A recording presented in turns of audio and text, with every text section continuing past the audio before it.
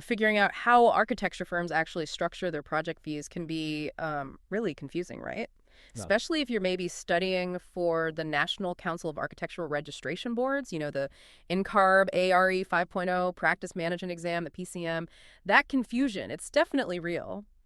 So today, we're doing a practical deep dive into top-down budgeting, trying to make sense of those crucial numbers. And hey, we've got something pretty cool for you today. This is actually a special sneak peek. It's from the Design, Create, Inspire podcast's own coaching highlights from Mind Over ARE. These are real clips, pulled straight from the ABC Club premium coaching calls led by head coach Shika. That's right. And our mission here is really to demystify all those terms: construction costs, gross fees, consultant fees, contingency, and then, how you actually calculate that final labor budget. We'll use a practice question, like a real world one, to walk through it. Knowing this stuff isn't just, vital for the PCM exam, is really fundamental to understanding how firms run, Yeah. How they manage projects effectively. Okay, perfect. So let's dive into this specific scenario then. Imagine an architect, they're figuring out the top-down fees for a new project. Yeah. Total construction cost is pretty hefty, $5 million.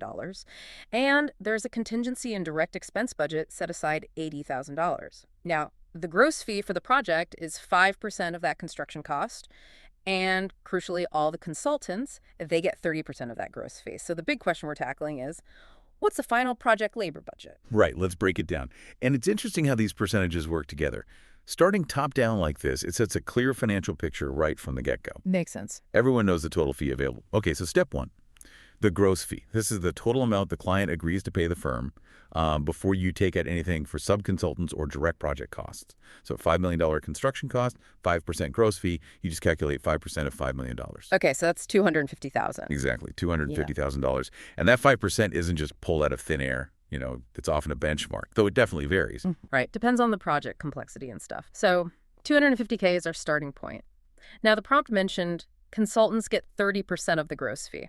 Why is that distinction so important, calculating it from the gross fee? Oh, it's absolutely critical. You calculate consultant fees from the gross fee, not the total construction cost. That's a really common place where firms can accidentally eat into their own profit if they miscalculate that. Okay, I see. So step two, consultant fees.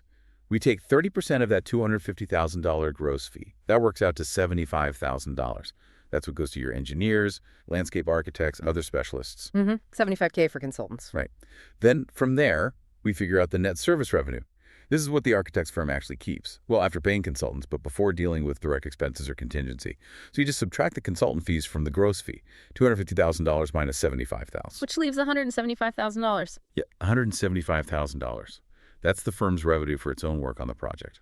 Okay, last step to get the final project labor budget. We take that net service revenue, the $175K, and subtract the allocated contingency and direct expense budget. Which was $80,000 in our example. Exactly. So $175,000 minus $80,000 equals $95,000. $95,000. Yeah, $95,000. And that number, that's not just, theoretical. That's the actual budget your firm has for its team's hours for the design work itself. It really shows how that initial gross fee gets reduced, highlighting why managing project finances is so crucial. That $95,000 does seem kind of tight when you think about a $5 million construction project.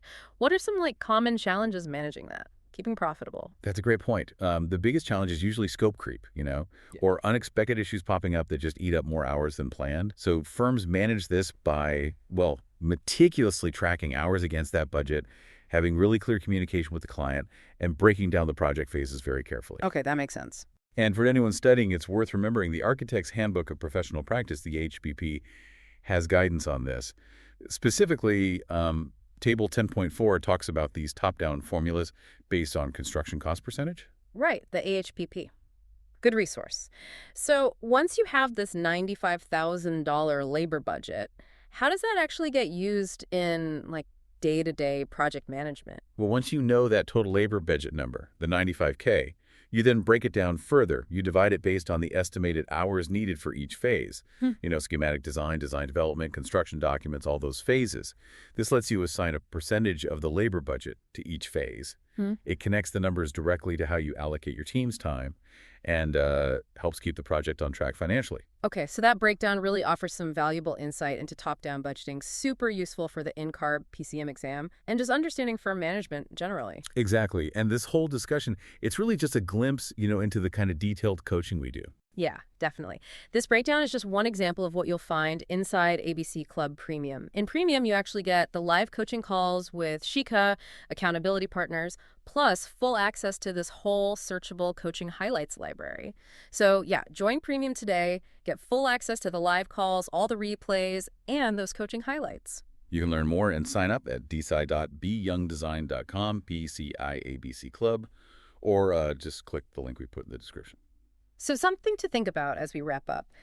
Beyond just passing the exam, how does really getting these financial mechanics change how you see an architect's role, in the whole project life cycle and even in the firm's profitability? Think about just how tightly integrated that financial savvy is with real design leadership. Okay, happy studying.